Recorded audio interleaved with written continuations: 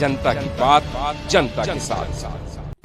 समाज कल्याण विभागाच्या महिला वसतिगृहात राहणाऱ्या विद्यार्थिनींच्या आरोग्याशी खेळ करण्याचा गंभीर प्रकार समोर आला असून वसतिगृहातील कर्मचाऱ्यांच्या अंतर्गत वादातून विद्यार्थिनींच्या जेवणात अथवा पिण्याच्या पाण्यात अपायकारक द्रव्य मिसळण्याचा प्रयत्न झाल्याचा धक्कादायक आरोप करण्यात आला आहे। या संदर्भातील एक ऑडिओ रेकॉर्डिंग व्हायरल झाल्याने संपूर्ण प्रकरण उघडकीस आले आहे। मिळालेल्या माहितीनुसार सुट्टी सुरू असली तरी वैद्यकीय तसेच इतर विभागात शिक्षण घेणाऱ्या तब्बल 22 विद्यार्थिनी वसतिगृहात वास्तव्यास होत्या। याच काळात काही कर्मचाऱ्यांनी विद्यार्थिनींच्या अन्न किंवा पाण्यात घातक पदार्थ मिसळून त्यांच्या जीवाशी खेळण्याचा कट रचल्याचा आरोप विद्यार्थिनींकडून करण्यात आलाय। हा प्रकार निदर्शनास येताच समाज कल्याण विभागाने तात्काळ संबंधित कंत्राटी कर्मचाऱ्याला सेवेतून मुक्त केले आहे। मात्र एवढ्यावर समाधान न मानता संबंधितांवर फौजदारी गुन्हा दाखल करण्याची मागणी विद्यार्थिनींनी केली आहे।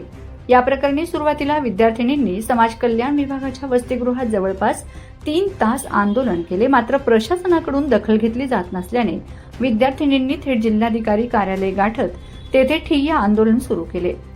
ज्यांनी विद्यार्थिनींच्या जीवाशी खेळण्याचे नियोजन केले त्या संबंधितांवर गुन्हे दाखल होत नाहीत तोपर्यंत आंदोलन मागे घेणार नाही असा इशारा आंदोलक विद्यार्थिनींनी दिला आहे। काय नाव आहे तुझं आणि काय अडचण आहे? माझं नाव प्रज्ञा थोरात आहे।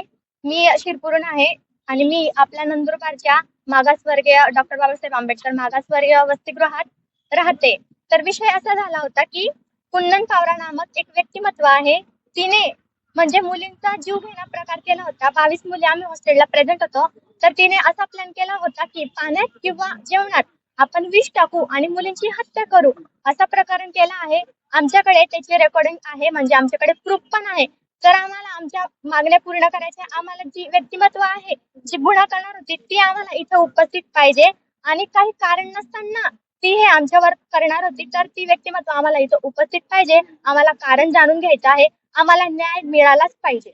गेल्या किती दिवसापासून हा सगळा प्रकार चालू होता? गेल्या 15 दिवसापासून हा प्रकरण चालू होता, पण आमच्याकडे प्रूफ नव्हतं। पण आता आमच्याकडे प्रूफ आहे आणि त्या जी व्यक्ती आहे ती कुंदन पावरा, तिला अटक झाली पाहिजे आणि आम्हाला न्याय मिळालाच पाहिजे। आम्ही हॉस्टेलमध्ये 3 तासापासून आंदोलन करत होतो, पण काहीच झालेलं नाही। आमच्या वंचित बहुजन आघाडीचे सदस्य आले, विद्यार्थी समितीचे सदस्य आले, त्याच्यामुळे आम्ही कलेक्टर ऑफिसला आलेलो आहे आणि आता तरी आम्हाला न्याय मिळालाच पाहिजे। एक स्वयंपाकी आहे, त्या स्वयंपाकी आणि एक शिपाई बायसोद कर्मचारी यांच्यामध्ये एक संवाद झाला, त्याचं रेकॉर्डिंग बाहेर आलं। तर त्यामध्ये काही असे शब्द होते जे विद्यार्थ्यांच्या आरोग्याला घातक असे शब्द प्रयोग त्या ठिकाणी केले गेला आणि ही बाब लक्षात आल्यानंतर आम्ही संबंधित कर्मचाऱ्याला त्याची बदली केली। तिथं ते बायसोद कर्मचारी असल्यामुळे त्यांना सेवेतच आपण कमी केलेलं आहे। याच्यापुढे मुलांची मागणी आहे गुन्हा दाखल करण्याची, याबाबत काय कारवाई?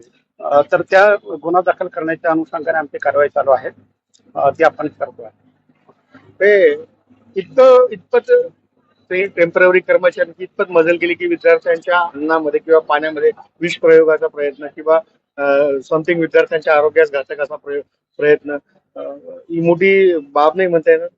नाही, हे जे काही झालं ते खूप चुकीचं आहे आणि आम्ही त्याचा निषेध करतो आणि आम्ही तात्काळ कारवाई केलेली आहे आणि सुरक्षेच्या अनुषंगाने आम्ही जे सुरक्षा रक्षक आहेत त्यांची सुद्धा बदली आपण करतोय आणि यानंतर अशा पद्धतीचं वर्तन कुठल्याही भारत कर्मचाऱ्यांकडून होणार नाही याबाबत संबंधित कंपनीला सुद्धा आम्ही तशी आपण सूचना आपण देतो। वॉर्डनच नाही हॉस्टेलला? नाही, आपल्याकडं रिक्त पद आहेत गृहपाल्याचे, आपण अतिरिक्त पदभार देऊन आपण कामकाज करून घेतो सध्या।